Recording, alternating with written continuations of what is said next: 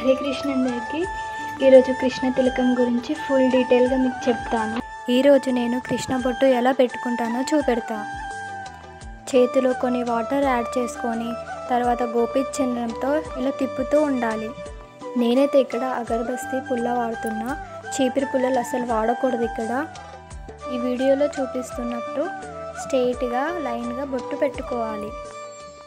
ఆ తర్వాత ఇంకో లైన్ కూడా స్ట్రెయిట్గా పెట్టుకోవాలి. ఈ 2 లైన్స్ని ఇట్లా జాయింట్ చేసుకోవాలి.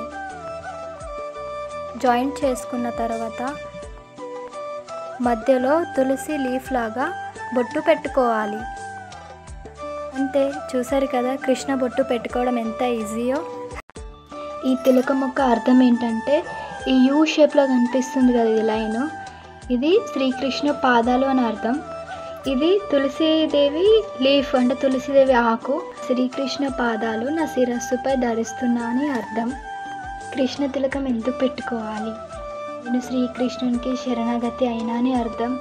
ఇంకా నేను ఈ బొట్టు పెట్టుకోవడం అంటే ఒక ఐడెంటిఫికేషన్ అని, అంటే నేను శ్రీకృష్ణునికి చెందిన దాన్ని, నేను కృష్ణ భక్తుణ్ణి అని ఒక ఐడెంటిఫికేషన్ కోసం.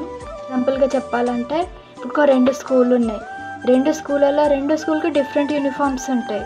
ఇప్పుడు వాళ్ళను ఇది ఈ స్కూలు, ఇది బి స్కూల్ అంటే మనం ఎలా గుర్తించాలి? వాళ్ళ యూనిఫామ్ చూసే కదా మనం గుర్తించేది. అట్లనే ఈ బొట్టు కూడా, ఓహో వీడు కృష్ణ భక్తుడు, కృష్ణ భక్తురాలు అని ఐడెంటిఫికేషన్ కోసం ఈ కృష్ణ బొట్టు. తిలకం పెట్టుకోవడం వల్ల లాభాలేంటి? ఆధ్యాత్మిక రక్ష, అంటే తిలకం ధరించడం వల్ల నెగిటివ్ ఎనర్జీస్ మనకు దూరంగా ఉంటాయి. తిలకం ఒక కవచం లాగా పనిచేస్తుంది. తిలకంలో వాడిన గోపీచందనం మన శరీరంలో వేడిని తగ్గిస్తుంది, ఇంకా చెడు ఆలోచనలు రాకుండా చేస్తుంది. తిలకం పెట్టుకోవడం వల్ల చెడు పనులు చేయకుండా కాపాడుతుంది.